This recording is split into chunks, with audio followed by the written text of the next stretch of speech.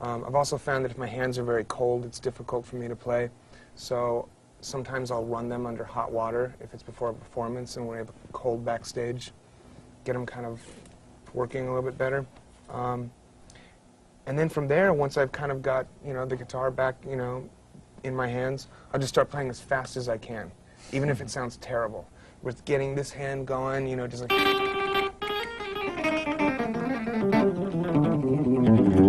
And I'm not like a fast player, so I don't hit every note, and I don't play it cleanly, and I don't play it perfectly, but, it's just a warm-up.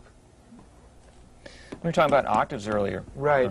I did say there were 2 kinds of octaves that I go with. The truth is there are 3.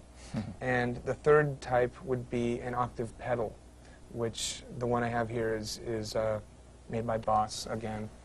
That's the only pedal I go with. On the road, want something reliable and dependable, I use the Boss pedal. And contact LGM management to send free samples of new stuff. So anyway, there's the octave pedal, and what it basically does is it takes the note you're playing and duplicates it either an octave below or an octave higher. And I use it an octave below because it gets like kind of a thick rumble chordal sound.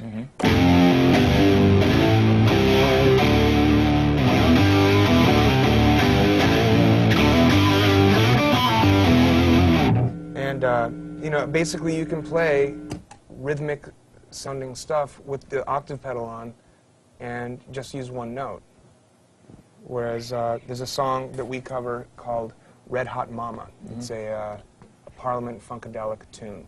And the riff is...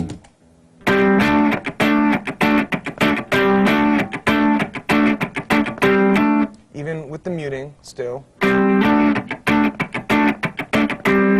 And sometimes when we're getting a little bit aggressive, I'll pop on that octave pedal.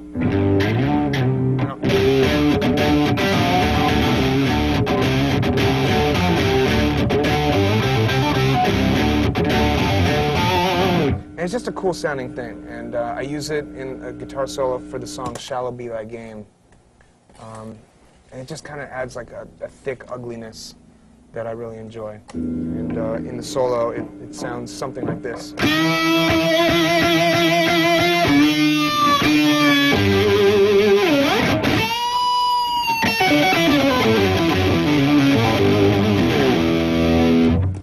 Thick. Thick. And ugly. That's the desired effect of that one, Yeah, another thing I've found about the Boss pedals myself, they're easy to use. You see the dials right in front of you. Yes, they are. Dials are right there. It's clear as day.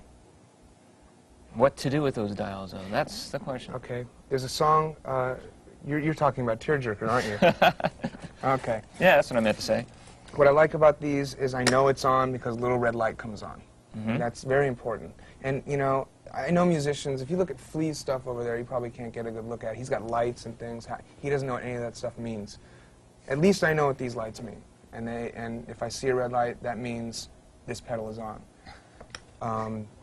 So, for instance, in Tearjerker, the intro of Tearjerker, I have a digital delay on for my guitar sound. You can hear the repeats there. And I go with another digital delay that sits right next to it with the setting on the hold.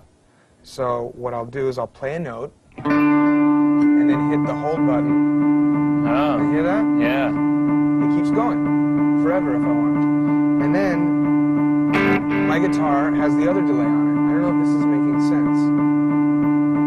It's 2 delays. And anyway... And at this point, the other one its only function is holding that note. One delay is only holding this note over and over again. Right. And the other delay is on the guitar. So what are you going to play now? And then I play over it.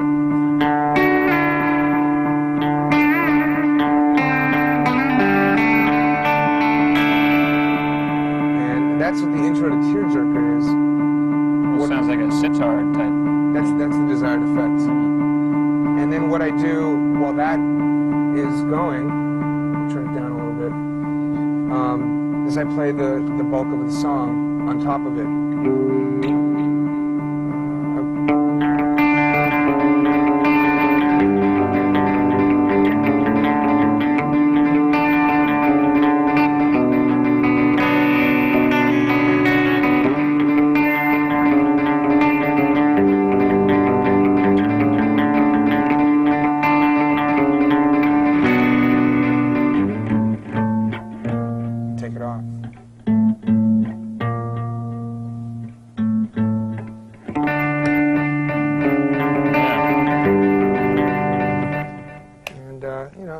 necessarily trying to teach you to play that song, but you know, it's a neat effect, you know, to be able to play with yourself, so to speak. Was that something you found by accident one day, or? I guess so. Most of the stuff that I like to do, I found by accident. You Yeah. know, it comes from mistakes. It comes from sitting around at home and being a little bit bored of just what the guitar and the amp does, and trying to tweak knobs and trying to come up with a cool sound. And yeah, I guess you could say it was by mistake. On a certain part of that song you just played, I think it was B minor, maybe? Right, you were doing some, you lifted your fingers off and created some kind Yeah, that's something I like to do when I'm playing with chords, especially in the clean sound. I keep my hands in the same position. For instance, are you familiar with the song Airplane? Oh, sure. Okay. One of my favorites. So the intro of that song is, I guess, a C bar chord, right? Is that the C bar? There you go. Okay, that's the C. I'm not like a technical guy, so you have to bear with me. And I start with the suspension.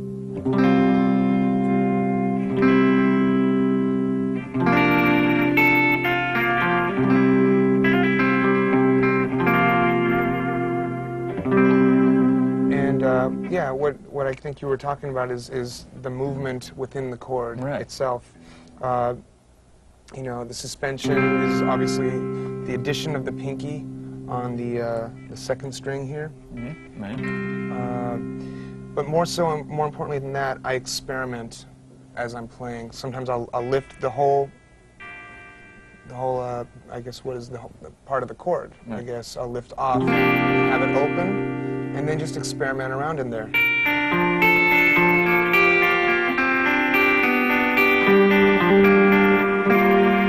Yeah, so you're almost keeping the foundation of the chord in place. Exactly. And playing sort of scale ideas around it. Yeah, it's more scaly. You're not thinking and scale, you're just it's picking and scales and you know, just different. It's a different way to play the chord, and like for instance in the beginning of Airplane, usually when we play it live, I play it differently. You know, and there's subtle differences every time I play it because I'm just always. Could you play a little bit of it? The beginning of Airplane.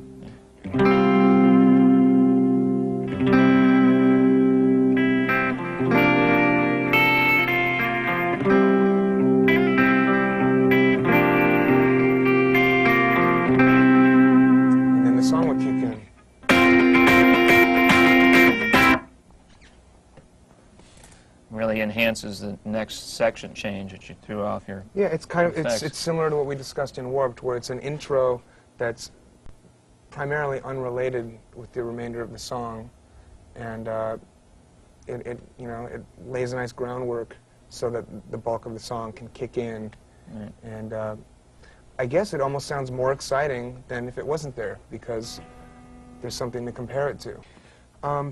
You know, another song I get asked about frequently, which is one of the simplest songs I've ever had the pleasure of working on, was Jane Says, from the Jane's Addiction days, which is a very easy song to play. It's G chord and the A chord, basically over and over again. And with a twist on the A, there's a pull-off thing, if you will. Start with the G, the A, and then, I don't know what strings these are, third and fourth? Yeah. So that's the whole song.